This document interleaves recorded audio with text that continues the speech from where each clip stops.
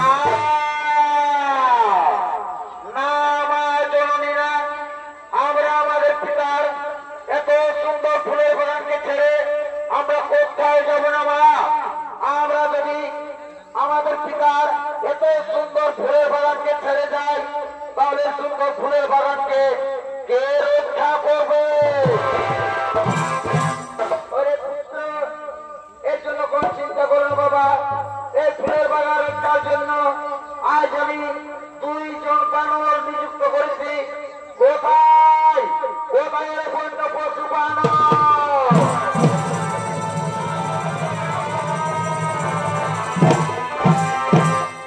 আদেশ করবো বাবা, শোনো রে বন্য পশু বানর, আমরা বৈকুণ্ঠের ক্ষীরসাগর থেকে ফিরে না আসা পর্যন্ত তুমি সুন্দর ফুলের বাগানকে রক্ষা করবে বাবা।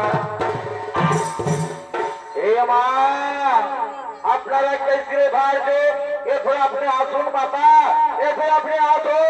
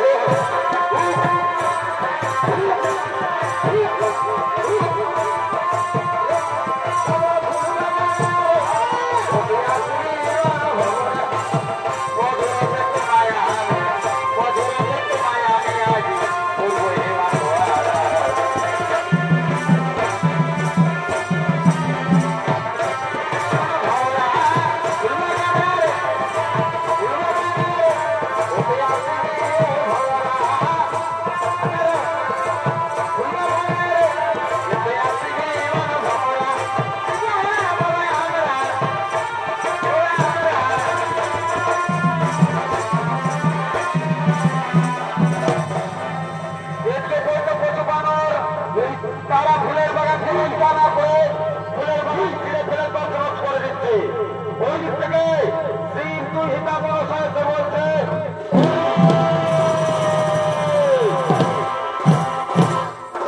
ওরে ওরে বন্য পশু বানর, তোমরা কিনা আমার বাবার ফুলের বাগান রক্ষার ভার নিয়ে কেন তোমরা আমার বাবার ফুলের বাগানকে ছিঁড়ে ফেলে তছনছ করে দিচ্ছ? দাঁড়াও, দেখাচ্ছি মজা। কোথায় ওরে কান্না জিমি, এদেরকে বন্দি করো।